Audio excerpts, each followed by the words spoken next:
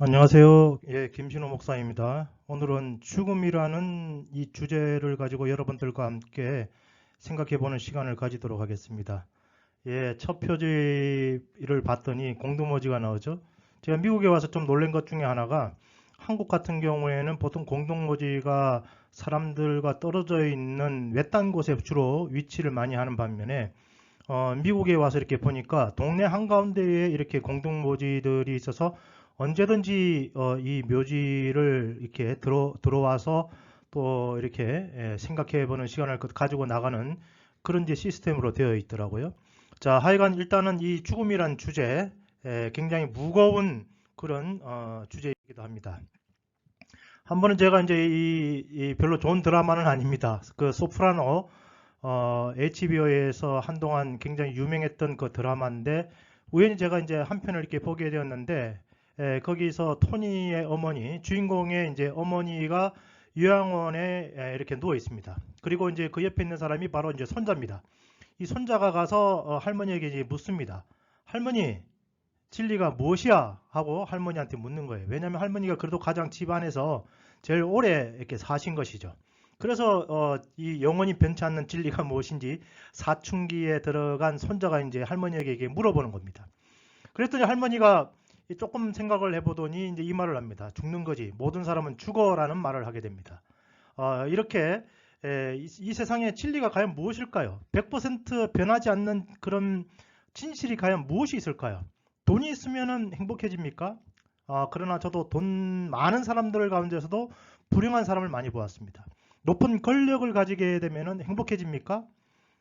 물론 대부분 행복하다라고 이야기를 할 수 있겠지만은 그러나 또 권력을 쥐었음에도 불구하고 불행한 그런 사람들도 많이 있습니다. 그러나 100% 정말 변하지 않는 하나의 진리가 있는데 그것은 바로 이렇게 죽는다는 그런 사실인 것이죠. 그런데 모든 사람들이 죽습니다. 저도 언젠간 죽을 겁니다. 이렇게 100% 확실한 이런 주제가 있음에도 불구하고 대부분 사람들은 죽음에 대해서 터부시합니다. 여러분들이 일상에서 나누는 대화를 한번 생각을 해보십시오. 차에 대해서 이야기를 합니다. 혹은 집에 대해서 이야기를 합니다. 그 다음에 다이어트에 대해서 이야기를 합니다. 음식 만드는 것에 대해서 이야기를 합니다. 드라마에 대해서 이야기를 합니다. 영화에 대해서 이야기를 합니다. 그리고 여러 가지 오락들에 대해서 이야기를 합니다. 그리고 어떻게 해야지 돈을 벌 것인가에 대해서 이야기를 합니다. 그러나 생각보다는 이 죽음 100% 우리 앞에 꼭 우리는 언젠간 죽게 될 터인데 우리 앞에 닥쳐 있는 이 죽음에 대해서 이상하게 우리는 터부시합니다. 그래서 별로 이 죽음에 대해서 말하는 것을 이제 싫어하는 것이죠. 심지어 교회에서도 마찬가지라고 봅니다. 교회에서 설교를 통해서 죽음에 대한 설교를 하겠다고 말을 하면은 대부분 분들이 별로 이 설교 제목을 좋아하지 않는다라는 거예요.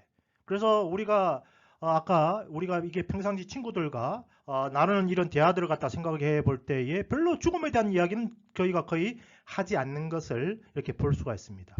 이렇게 우리는 이 죽음이라는 이 주제에 대해서 별로 굉장히 무겁다고 생각을 하고 혹은 좀 다루기가 힘들다고 생각해서 그런 건지 모르겠지만은 우리는 여기에 대해서 이 많은 대화를 하려고 하지도 않고 여기에 대해서 별로 이렇게 생각을 하지 않으려고 한다는 것입니다.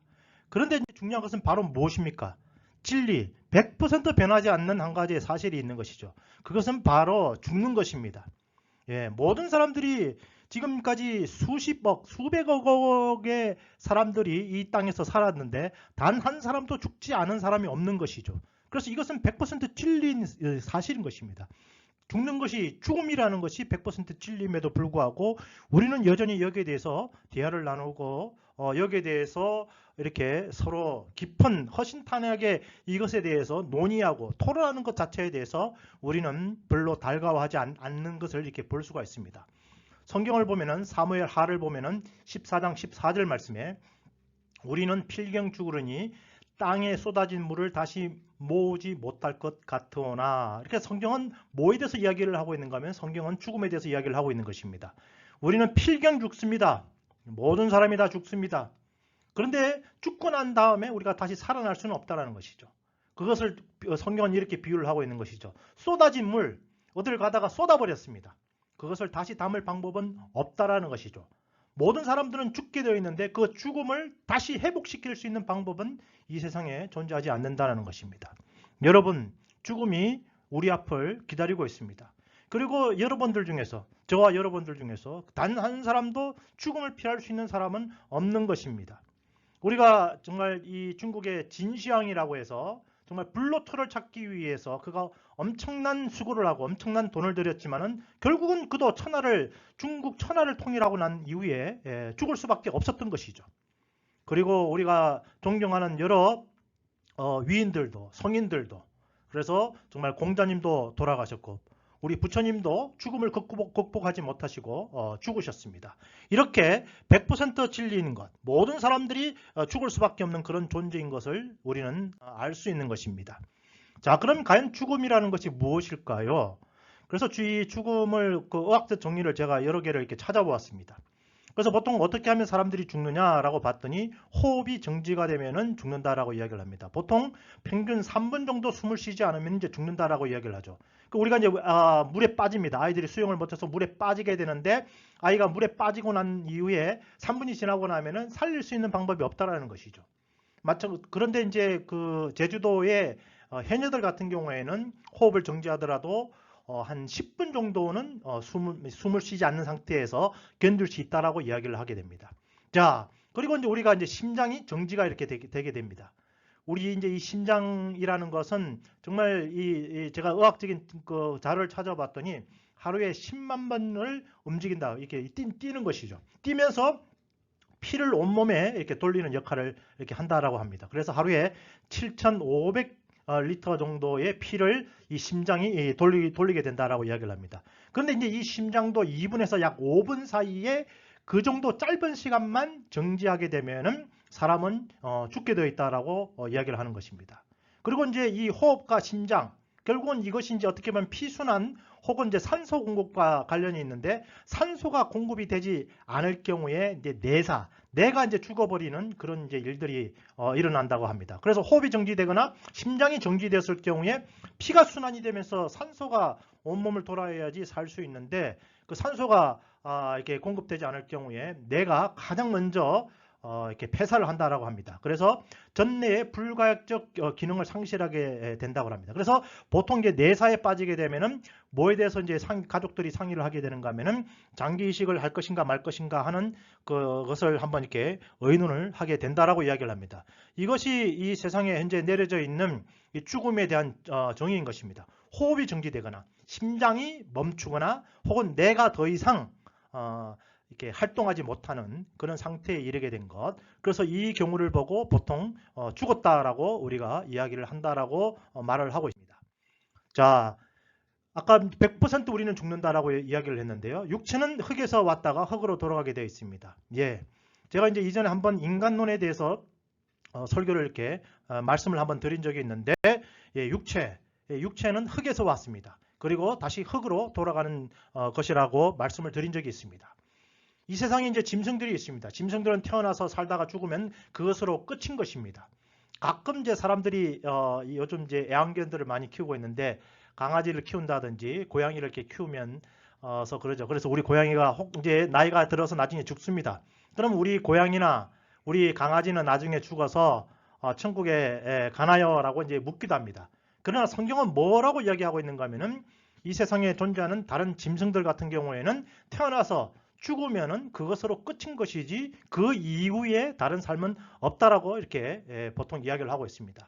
그런데 이제 사람들도 흔히 이렇게 생각을 할 때에 사람들도 이제 죽으면은 그것으로 인생을 끝낸 것이라고 생각하고 더 이상 이후의 삶은 없다라고 그렇게 생각을 하고 지냅니다. 그런데 굉장히 신기한 것은요, 사람이 죽으면 끝이다라고 다들 그렇게 이야기를 하고 있지만은 그러나 이렇게 유언으로 이걸 남기는 분도 계시죠. 죽고 나면은 제사를 좀 지내다 달라고 이야기를 합니다. 그래서 한국 사람들 같은 경우에 이 할아버지가 돌아가신다든지 혹은 이제 부모님이 이렇게 돌아가시게 될 경우에 어느 정도 기간 동안에 제사를 매년마다 이렇게 지내게 되어 있는 것이죠. 죽고 나서 만약에 그것으로 모든 삶이 정지가 된 것이고 그것으로 끝난 것이라고 한다면은 우리가 돌아가신 부모님, 돌아가신 할아버지, 할머니를 우리가 모시면서 제사를 지낼 필요가 없는 것이죠. 죽고 나면 끝이다라고 우리는 그렇게 생각을 하고 있지만은 우리의 깊은 무의식 속에 아마 죽고 난 이후에도 계속 살아있는 게 아닌가 하는 생각을 한다라는 것입니다. 그리고 우리가 이제 흔히 어른들이 이렇게 죽습니다. 그럴 때 우리는 이제 존칭으로서 돌아가셨다라고 이야기합니다. 자, 그런데 이 돌아가셨다라는 말에도 많은 의미가 있는 것 같아요. 돌아갔다라는 말은 무엇입니까? 온 곳이 있고 그 온 곳으로 다시 back to 했다라는 것이죠. 돌아갔다는 것이죠. 그러면 과연 어디로 돌아간 것일까요? 우리 정말 인생이라는 것, 우리가 많은 것을 이 세상 살아가면서 많은 것을 알고 있다라고 우리가 생각을 하지만은 막상 이 죽음이라는 주제에 대해서 우리가 말을 할 때 우리가 별로 아는 것이 그렇게 많지 않다라는 것을 우리가 알게 되는 것입니다. 그래서 죽음이란 무엇일까요? 죽음이 끝일까요? 죽음 이후에 무슨 일이 일어날지 아는 사람은 아무도 없는 것입니다. 왜냐하면 죽었다가 살아난 사람이 없기 때문에 그런 것이죠. 그래서 사람들은 막상 이렇게 이제 죽게 되면, 죽는 순간이 되면 굉장히 이제 두려워하는 것이죠. 왜? 죽음 이후에 무슨 일이 일어날지 아무도 알지 못하는 것이기 때문입니다. 자, 여기 제가 이제 굉장히 오래된 책이기도 한데요. 레이몬드 무디라는 의사입니다. 의사가 병원에 평생을 있으면서 이 죽는 사람들을 관찰을 하신 그런 의사예요. 그래서 Life After Death, 죽음 이후에 또 다른 삶이라는 그런 책을 이렇게 썼어요. 아마 한국어로도 번역이 되어서 이렇게 나온 것으로 알고 있습니다. 그래서 그는 굉장히 그러나 드물게 죽었다가 얼마 동안, 잠시 동안이죠. 5분 동안 죽었을 수도 있고 10분 동안 죽었을 수도 있고 죽었다라고 판정을 냈는데 얼마 후에 살아나는 그런 사람들이 있는데 그분들과 인터뷰를 한 것을 이렇게 책으로 이렇게 엮어서 이렇게 낸 것입니다.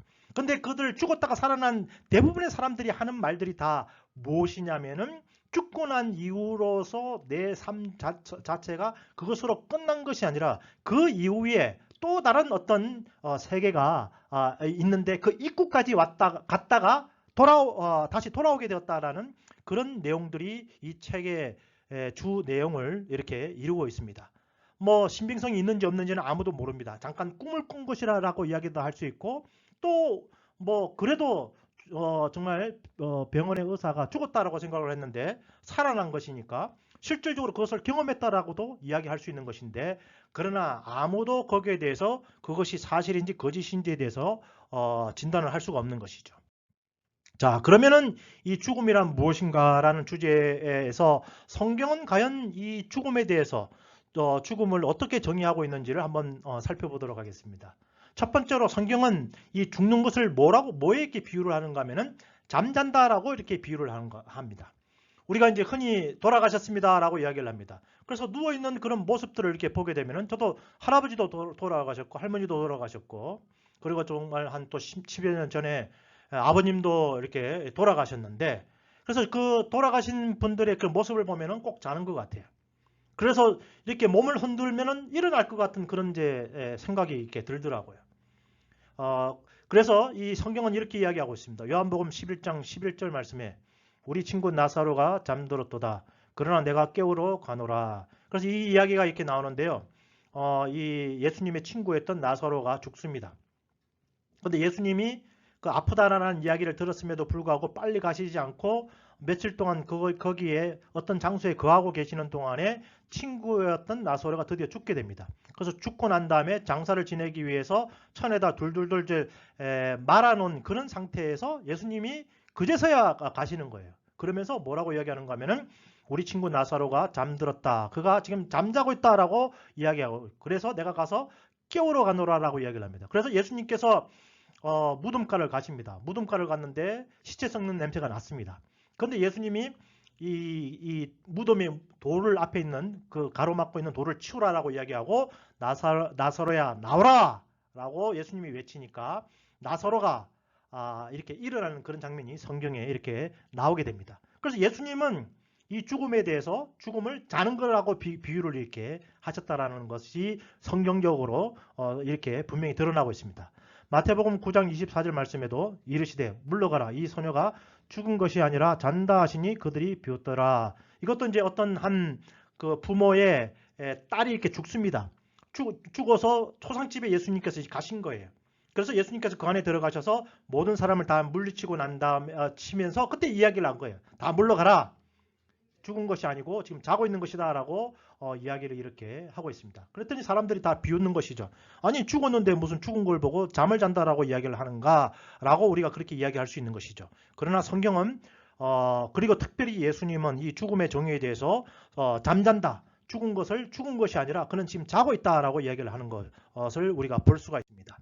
그래서 이 죽음은 그야말로 자고 있는 것입니다. 잠든 사람은 깨우면 일어나는 것이죠. 그래서 예수님께서 죽었던 나사로도 깨우셨습니다. 예수님의 사람들의 눈에는 죽은 것이지만은 예수님의 눈으로 봤을 때는 그가 자고 있는 것입니다. 자고 있으면 어떻게 하면 됩니까? 깨우면 되는 것이죠. 조금 전에 읽었듯이 소녀도 죽습니다. 그러나 예수님의 관점으로 봐서는 그가 죽은 것이 아니라 자고 있는 것입니다. 그래서 예수님께서 그 죽었던 소녀, 예수님의 관점으로 봐서는 자고 있던 그 소녀를 예수님께서 깨우시니까 그 소녀가 일어나는 것을 볼 수 있는 것입니다. 성경은 이 죽음에 대해서, 죽음을 자는 것에 이야기를 하게 되고, 우리가 잔다라고 했을 때 자는 것을 무서워하는 사람은 아무도 없는 것이죠. 밤에 우리가 이렇게 하루 종일 생활을 하고 난 다음에 다들 집에 들어가서 이제 자게 됩니다. 근데 자면서 나는 자는 게 너무 무서워. 물론 악몽을 꾸시는 분들은 무서워할 수가 있습니다. 그러나 대부분 사람들은 단잠을 잘게 되는 것이죠. 자는 것이 무서워가지고 자지 않는 사람은 아무도 없는 것이죠.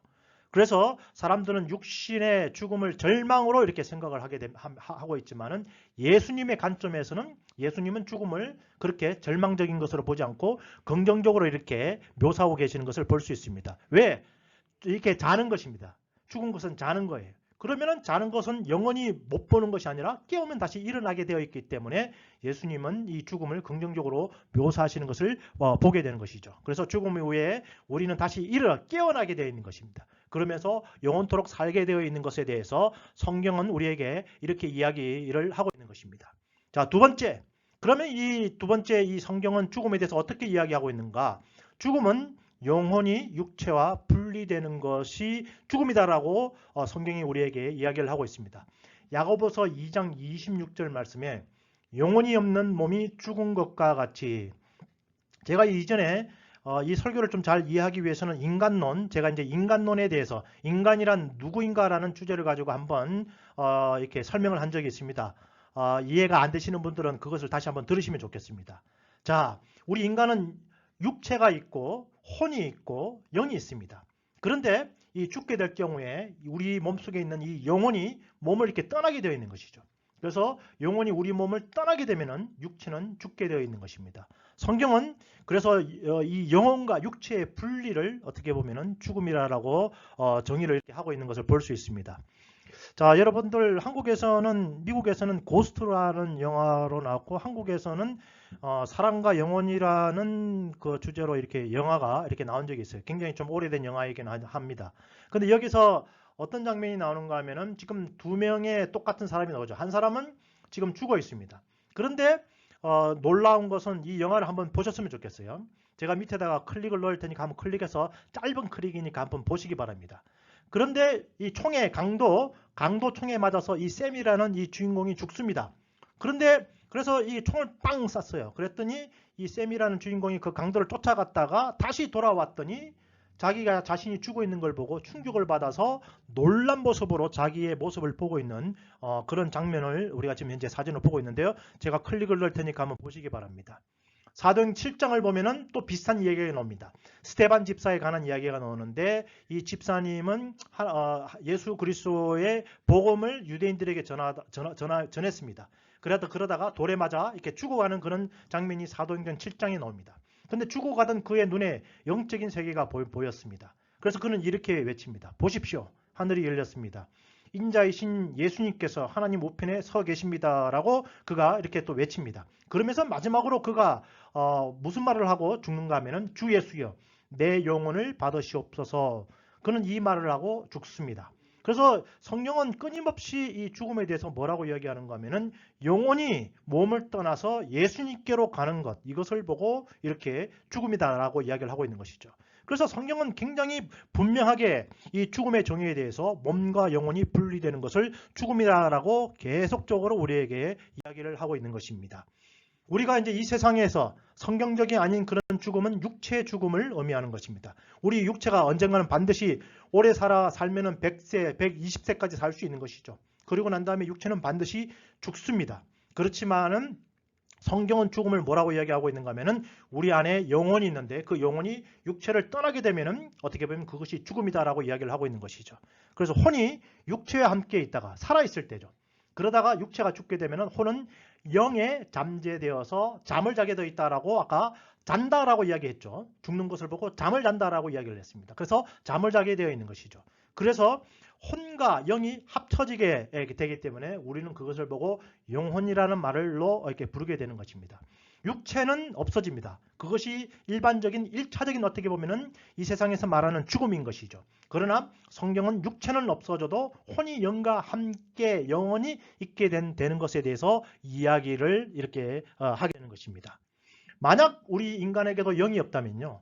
여러분 제가 아까 이제 짐승과 인간의 가장 큰 차이점 중에 하나가 바로 뭐냐면은 짐승에게는 동물에게는 영이 없는 것입니다. 만약에 인간조차도 영이 없다라고 한다면은 인간의 인생은 육체가 죽는 순간에 그것으로 끝나게 되어버리는 것이죠. 육체가 죽는 순간 그 자체로 인간 그 존재 자체는 이 세상에서 사라져버리는 것입니다. 그러나 성경은 인간이 영이 있다라고 이야기를 합니다. 영은 영원한 것입니다. 영은 영원하고 없어지지 않고 영원히 사는 존재라고 제가 인간론에서 말씀을 드린 것입니다. 육체는 흙으로 돌아가고 그러나 우리의 인격은 영 안에서 이렇게 잠재해서 잠을 자게 되어 있는 것입니다. 그러다가 예수님께서 이 세상에 다시 오실 때에 우리는 부활하게 되고 그때 깨어나게 되는 것에 대해서 이야기를 하고 있는 것입니다. 여러분 정말 이 세상에서는 우리가 죽음의 정의에 대해서 알기가 굉장히 힘듭니다. 죽음에 대한 책들도 많고 많은 철학자들이 죽음에 대해서 이야기를 했습니다. 그러나 성경은 죽음을 뭐라고 이야기하는 거면은 자는 거라는 이야기를 합니다. 그리고 우리 이 육체는 흙으로 돌아가게 되지만 그러나 우리 이 몸속에 잠재되어 있던 영과 혼이 합쳐져서 영혼이 어떻게 보면은 몸을 빠져나가는 것을 보고 죽음이라고 이야기를 하고 있는 것입니다. 그리고 그 이후에 새로운 그런 삶이 있는 것에 대해서 성경은 우리에게 이야기하고 있는 것입니다. 정말 이 짧은 어떻게 보면 설명을 통해서 과연 죽음이 무엇인지에 대해서 곰곰이 한번 생각해보는 그런 시간이 되었으면 좋겠습니다. 여러분 또 제 이야기를 들어주셔서 감사합니다.